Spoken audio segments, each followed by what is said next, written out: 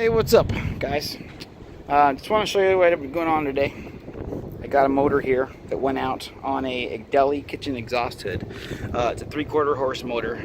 It's for the hood in a kitchen, commercial restaurant. So this is a 3/4 horse motor. I'm running on 120 volt. It's a dual voltage. You can run it on a high voltage or a low voltage. So 208 to 230. I have it set up on 120. So problem was my old motor here. It's still hot. Damn. Yeah, it was like 198 degrees. It was kicking out on thermal. Wouldn't turn on. Capacitor went out. Bearings were all shot on it too. So I just said, what the heck? Let's put a new motor in it.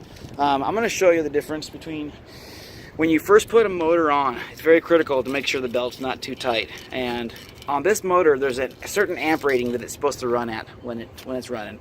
Running on 120 volts. I don't know if you can kind of see it there. The SFA, right there. We're running on. We want this thing to run at about 11.5 amps while it's pulling that blower wheel, sucking that air out. So I'm going to show you the differences. When you have this thing set too tight, it will draw high amperage. So let's show you. Okay, I got my meter here hooked up on the, let's put it on amps. Got my meter here hooked up on the feed line off the switch. So when I fire it up, okay, I'm running at about 15.3, around 15.3 amps, okay. So I want about 11.5, that's my goal, because otherwise this thing will eventually die over time. So let's turn it back off. I'm going to show you. Someone who knows what they're doing obviously knows that this thing is tight.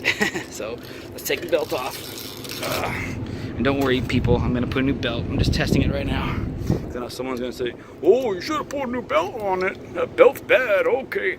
So this is an adjustable pitch pulley, so I can adjust the opening of it. So in other words, the belt's riding inside this right now. So when I turn this, I'm opening it up.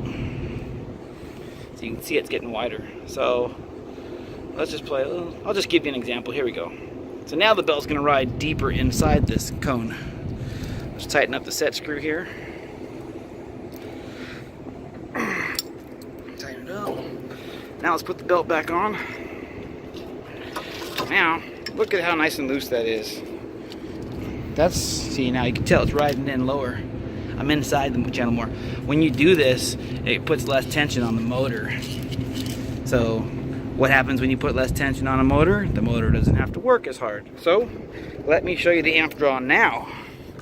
Remember, we want 11.5. We were running about 15.3. So let's turn it on. All right, look at that. 10.5. That's good. 10.4, 10.5. That is beautiful. Very beautiful. Okay. So I just want to show people that, you know, when you're doing a belt, I always like to get these adjustable pulleys because, you know, you can adjust them and change your tension. Otherwise, you'd have to release these screws here, loosen, lower the motor in and out, and do that, and get that less weight, which you can do if you want to put a bigger size belt. But ideally, this is what we want to run at. So this has just been a little hint, or not a hint, but advice for someone that wants to do this. And just know.